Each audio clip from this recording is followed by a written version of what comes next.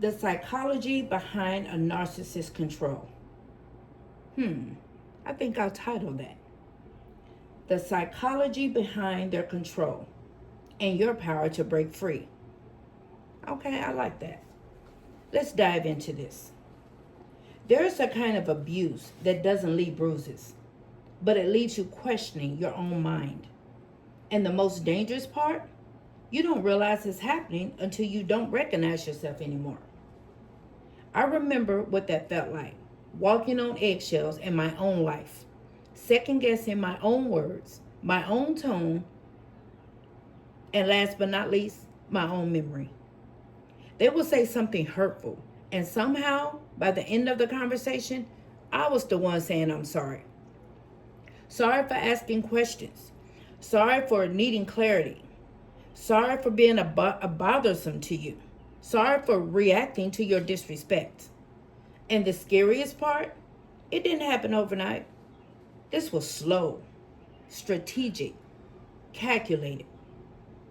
But let me tell you something that might shake you. They knew exactly what they were doing. That confusion you felt, that was gaslighting. The emotional roller coaster, that was intermittent reinforcement, keeping you addicted to the good version of them so you wouldn't go anywhere. That constant criticism disguised as help, that was devaluation. And when you finally started noticing it and speaking up, that's when the discard or the rage showed up.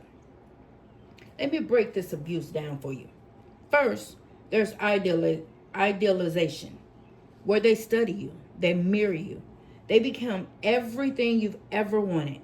Not because they love you, no, not because they were learning everything about you so that they can treat you right. No, it was only because they wanted to control you. They were learning how to control you. And that's how they taught themselves, by watching you, learning everything about you, studying you. Second comes devaluation. Little comments, backhanded compliments, silence where there used to be affection. You start asking, what changed? But the truth is, nothing changed. They just stopped pretending. Third, there's your gaslighting. You're too sensitive.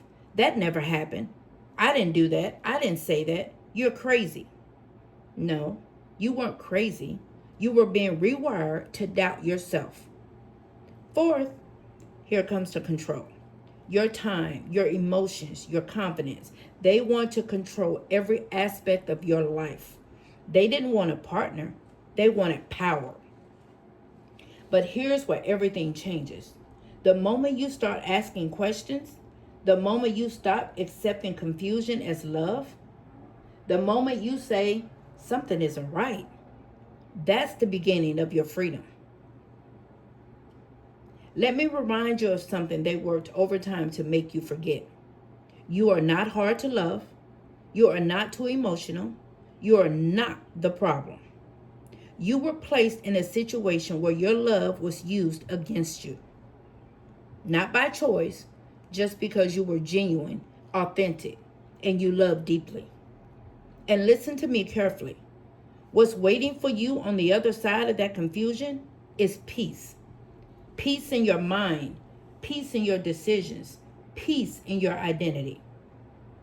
No more overthinking every word, no more shrinking yourself to avoid conflict, and no more begging for basic decency and respect.